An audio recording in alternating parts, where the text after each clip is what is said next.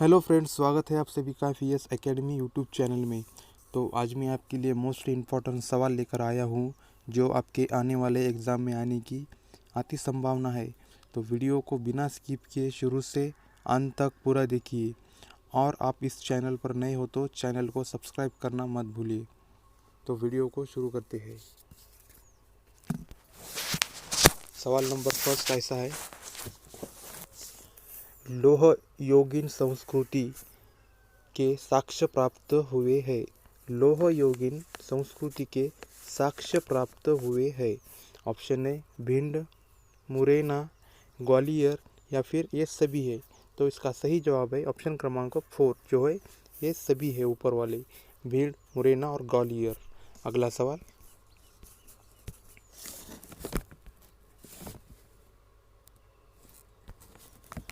नर्मदा मंदिरों का निर्माण निम्न में से किन शासकों ने करवाया। नर्मदा मंदिरों का निर्माण निम्न में से किन शासकों ने करवाया।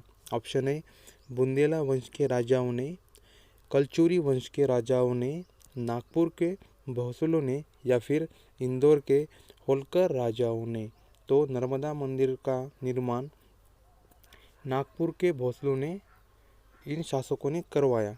तो इसका सही जवाब है ऑप्शन क्रमांक 3, यह आंसर करेक्ट होगा। अगला सवाल,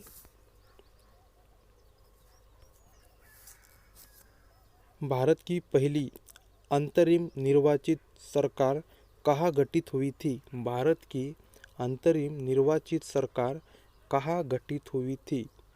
ऑप्शन है भारत में ही, अफगानिस्तान में, सोवियत रूस में या फिर नेपाल में।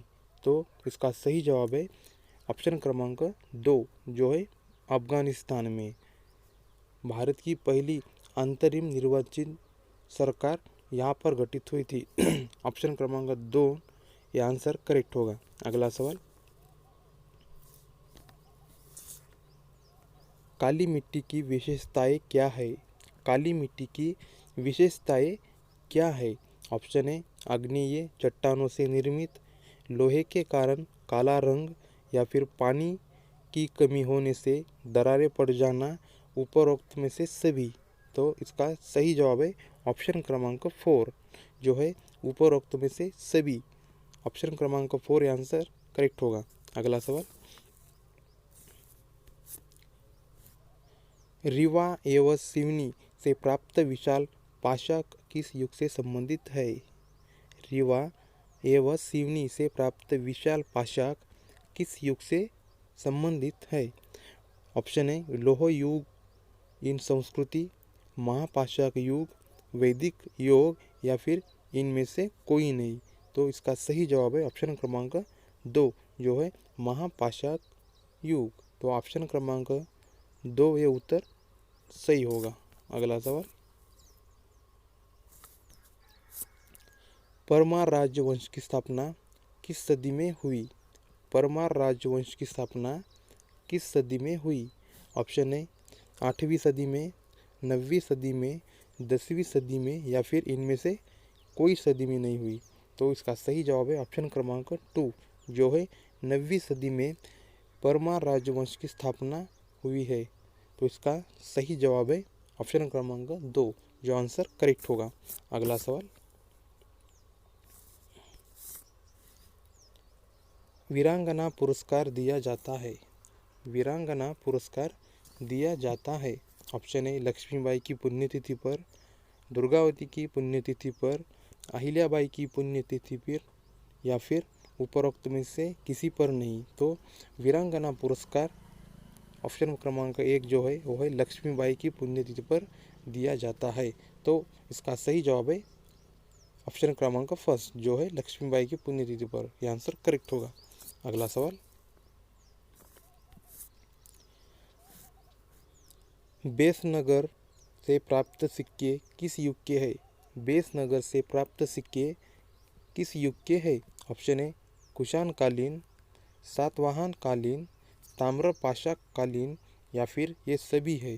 तो इसका सही जवाब है ऑप्शन क्रमांक 3 जो है ताम्रपाशक कालीन। तो बेसनगर से प्राप्त सिक्के इस युग में हुए थे। तो इसका सही जवाब है ऑप्शन क्रमांक 3, यह आंसर करेक्ट होगा। अगला सवाल, कृषि विभाग द्वारा मध्य प्रदेश को कितने कृषि प्रदेशों में विभाजित किया गया है? कृषि विभाग द्वारा मध्य प्रदेश को कितने कृषि विभाग प्रदेशों में विभाजित किया गया है?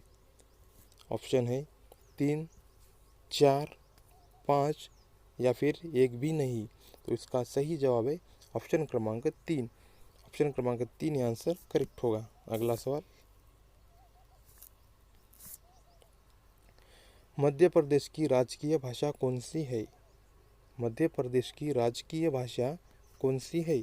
ऑप्शन है हिंदी, उर्दू, अंग्रेजी या फिर ये सभी है।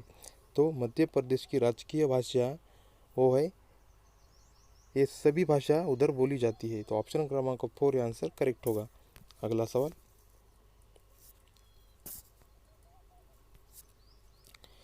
खनिज उत्पादन की दृष्टि से मध्य प्रदेश का देश में स्थान है?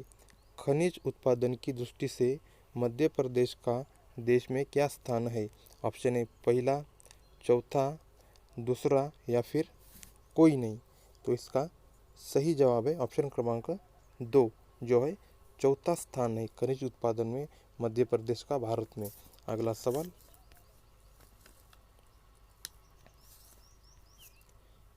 मध्य प्रदेश में पालपुर अभयारण्य किस नदी के चारों ओर सीमाएं बनती है? मध्य प्रदेश में पालपुर अभयारण्य किस नदी के चारों ओर सीमाएं बनती है?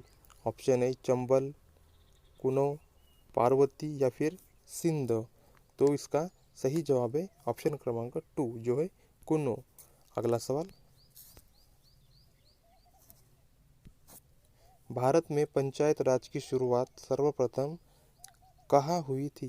भारत में पंचायत राज की शुरुआत सर्वप्रथम कहाँ हुई थी? ऑप्शन है राजस्थान में, मध्य प्रदेश में, असम में या फिर आंध्र प्रदेश में। तो भारत में पंचायत राज की शुरुआत सर्वप्रथम राजस्थान में हुई थी। तो ऑप्शन क्रमांक फर्स्ट आंसर करेक्ट होगा। अगला सवाल, कुमार गंधर्व पुरस्कार किस क्षेत्र में दिया जाता है? कुमार गंधर्व पुरस्कार किस क्षेत्र में दिया जाता है? ऑप्शन है सुगम संगीत के लिए, शास्त्रीय संगीत के लिए या फिर एक और दो के लिए, मतलब सुगम संगीत के लिए और शास्त्रीय संगीत के लिए। कुमार गंधर्व पुरस्कार इन दोनों के लिए भी दिया जा सकता है या फिर उपरोक्त तो किसी के लिए नहीं हो।